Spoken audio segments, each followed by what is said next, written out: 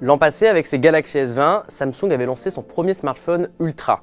Vous savez, il s'agissait d'un modèle plus grand, plus cher, mais aussi plus impressionnant au niveau des caractéristiques, avec pas mal de choses inédites. Malheureusement, si vous avez suivi nos tests, vous savez qu'on était déçus, le format n'était pas parfait et l'autonomie n'était pas bonne du tout. Avec le Galaxy S21 Ultra, Samsung a peut-être trouvé la bonne formule. On teste ce smartphone depuis 2 semaines et on l'a vraiment adoré. Déjà, on commence par le point fort de Samsung depuis tout le temps, bien sûr, c'est l'écran. Vous savez, Samsung, par l'intermédiaire de sa branche Samsung Display, fabrique les écrans de tous les constructeurs du marché et souvent se réserve les meilleures dalles pour lui-même et pour son meilleur ennemi Apple. Cette année, Samsung s'est réservé la meilleure dalle à lui-même. La dalle LTPO du Galaxy S20 Ultra mesure 6,8 pouces et surtout LTPO, ça veut dire qu'on peut faire varier automatiquement le taux de rafraîchissement entre 11 et 120 Hz qu'aucun autre smartphone ne sait faire.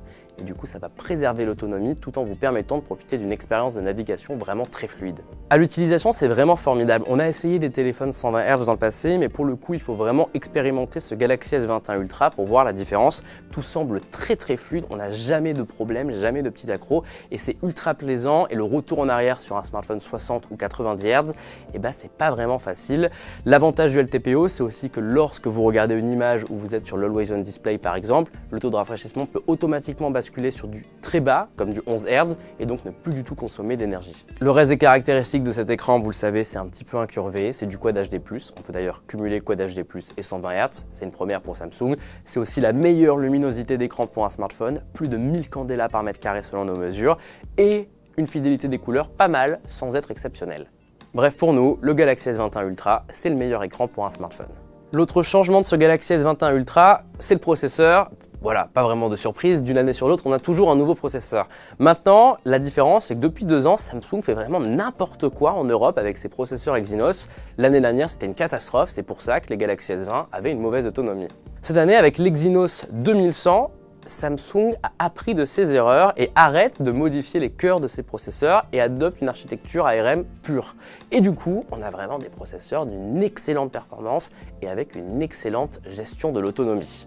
En l'occurrence, cet Exynos 2100 qui est gravé en 5 nanomètres et qui intègre un modem 5G directement, c'est le processeur Android le plus puissant du marché, même si nous n'avons pas encore testé le Snapdragon 888 et surtout, il approche dangereusement la 14 Bionic de l'iPhone.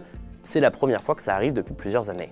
Au niveau de l'autonomie aussi, on est vraiment très satisfait par ce Galaxy S21 Ultra. Selon nos mesures en laboratoire, c'est 14 heures lorsqu'on est en écran 120 Hz et 14h38 quand on est en écran 60 Hz. La différence, elle est très légère, la preuve que l'écran LTPO, ça marche. Et surtout, ça vous permet de tenir largement plus d'une journée sur une utilisation. Maintenant, on préfère vous prévenir, contrairement à ce qu'on a pu lire un peu partout et ailleurs, c'est pas le meilleur smartphone du monde en termes d'autonomie. Au contraire, un iPhone ou un Pixel va mieux s'en sortir, par contre vous dépassez la journée, donc c'est très bien. Bien sûr, qui dit smartphone Samsung, qui plus est ultra, dit le meilleur hardware du marché, même si Samsung était talonné de près par Huawei ces derniers temps, là on peut dire que le coréen reprend vraiment l'ascendant. Déjà au niveau du design, évidemment c'est subjectif, mais il faut reconnaître que ce que Samsung a réussi à faire cette année est très plaisant.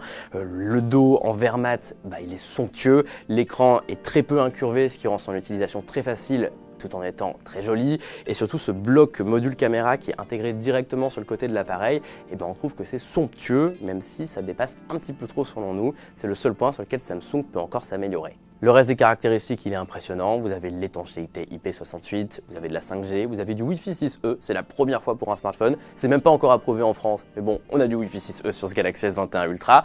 Et évidemment, il y a plein de nouveautés intéressantes, comme ce capteur d'empreinte ultrasonique un peu plus grand. Désormais, il est sur 8 par 8 mm, ce qui vous permet de déverrouiller le smartphone avec un petit peu plus de facilité qu'auparavant.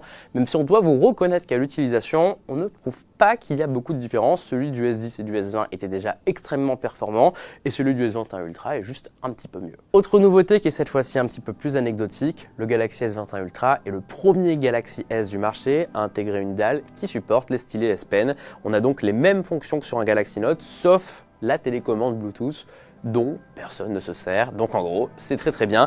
Le seul défaut, c'est que comme il n'y a pas d'emplacement pour ranger le S Pen, on a souvent envie de le laisser à la maison, donc en réalité c'est vraiment un gadget. Cependant, comme vous le savez, le monde n'est pas parfait et donc du coup cette montée en gamme matérielle s'accompagne de quelques régressions qui sont d'ailleurs assez dommageables, comme l'abandon du port micro SD qui était représentatif de ce que fait Samsung depuis 10 ans sur le marché du smartphone, c'est dommage, et aussi de la charge rapide, on se limite désormais à du 25 watts. Samsung a pris cette décision en parallèle de l'abandon du chargeur dans la boîte, donc on trouve ça quand même assez bête face à la concurrence chinoise qui est en train de dépasser les 100 watts. Bon, on vous rassure, il faut quand même juste 1h09 pour recharger le Galaxy S21 Ultra et il supporte toujours la recharge sans fil dans les deux sens. Avant d'attaquer la partie photo, on voulait faire un point rapide sur le logiciel. Ce Galaxy S21 Ultra, il tourne sous Android 11 avec la surcouche One UI 3.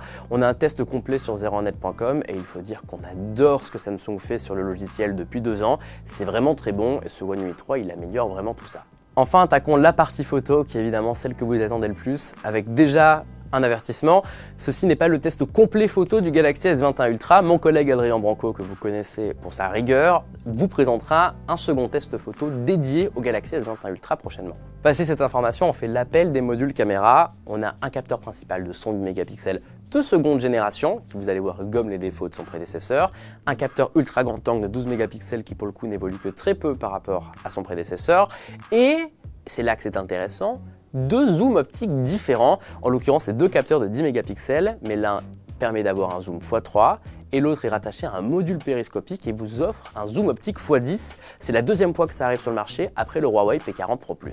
Plus anecdotiquement, Samsung abandonne le capteur TOF à l'arrière du smartphone, on a désormais un autofocus laser.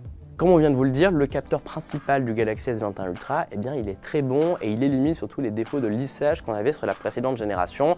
Ce qu'on remarque néanmoins, c'est que si vous comparez sa photo à celle d'un iPhone ou d'un Pixel, eh bien, dans très peu de cas, vous allez vous dire que Samsung est vraiment au-dessus. En réalité, ces 3 appareils sont si bons qu'aujourd'hui, ça va vraiment dépendre des préférences personnelles.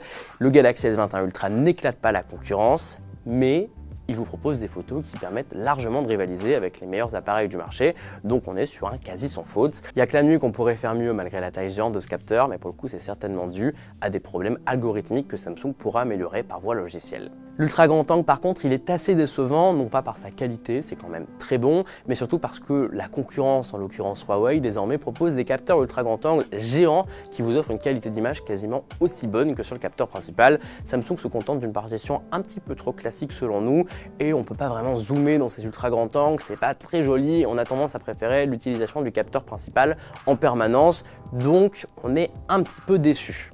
Par contre, au niveau de la polyvalence, difficile de faire mieux que ce Galaxy S21 Ultra. De 1 à 3, eh bien, vous profitez du capteur 108 mégapixels qui permet de zoomer dans l'image sans perte de qualité. À partir de 3, vous avez un vrai téléobjectif et surtout, en x10, il n'y a que très peu d'équivalents sur le marché. La qualité est juste parfaite, on va très loin et on peut désormais aller jusqu'à x30. Quasiment sans perte de qualité évidemment, ça ne sera pas parfait, mais la photo est exploitable et même en x100 grâce à un nouvel algorithme de stabilisation, eh bien ce que Samsung arrive à faire est assez bluffant. Le texte est automatiquement complété par des algorithmes, l'image est plutôt bien restituée et on arrive à prendre des photos de très loin avec ce smartphone, ce qui est impossible avec la concurrence et c'est pas dégueu. Certains vous diront le x100 est inexploitable. Ils n'ont pas tort, mais la possibilité de faire ça avec un smartphone, déjà c'est un exploit et il faut le saluer. Et on aime beaucoup ce que Samsung a fait avec ce Galaxy S21 Ultra. Enfin, avant de vous laisser, on va brièvement mentionner la vidéo. Comme vous le savez, le Galaxy S21 Ultra, il peut filmer en 8K grâce à son capteur de 108 mégapixels, mais c'est pas encore parfait, on est limité à 24 images par seconde. Les vidéos ne sont pas très stables, donc c'est pas un mode qu'on va vous recommander, même si on doit reconnaître que c'est l'avantage du 108 mégapixels. C'est bluffant ce qu'on arrive à avoir avec un seul capteur. Par contre, ce qui est génial, c'est que tous les capteurs peuvent faire de la 4K à 60 images par seconde. Et ça, c'est pas mal du tout, d'autant plus que vous avez un nouveau mode réalisateur qui vous permet à la fois de filmer avec le capteur frontal, donc de vous voir, mais aussi d'avoir une prévisualisation des 3 capteurs principaux, donc l'ultra grand angle, le x1 et le zoom x3, pour switcher facilement entre les modes. Vous ne filmez pas tout en même temps, c'est juste 2 images, donc en l'occurrence la frontale et un des appareils photo arrière, mais c'est quand même assez cool de pouvoir passer aussi facilement d'un mode à un autre. La stabilisation, elle est bonne, la qualité, elle est bonne, donc c'est vraiment un des meilleurs smartphones, en tout cas le plus complet, à défaut d'être celui qui va écraser la concurrence, comme on vient de vous le dire. Avant de vous donner notre avis final, les prix des Galaxy S21 Ultra à partir de 1 259 € pour 128 Go, 1 309 € pour 256 Go et 1 439 € pour 512 Go. C'est cher, mais on a vraiment le top du top et ça reste moins cher que la même chose avec l'iPhone 12 Pro Max. Pour nous, et c'est la première fois depuis longtemps, Samsung détient le meilleur smartphone du marché. Jusqu'à maintenant, Huawei avait fait mieux, Samsung était un petit peu plus décevant et à chaque fois on était un peu déçus par ces Galaxy haut de gamme. Là, avec le S21 Ultra, vous avez un condensé de tout ce qui se fait de mieux. On est super content d'avoir ce produit sur le marché. On espère que les prix vont vite baisser pour qu'un maximum de monde puisse en profiter. On vous recommande vivement le Galaxy S21 Ultra.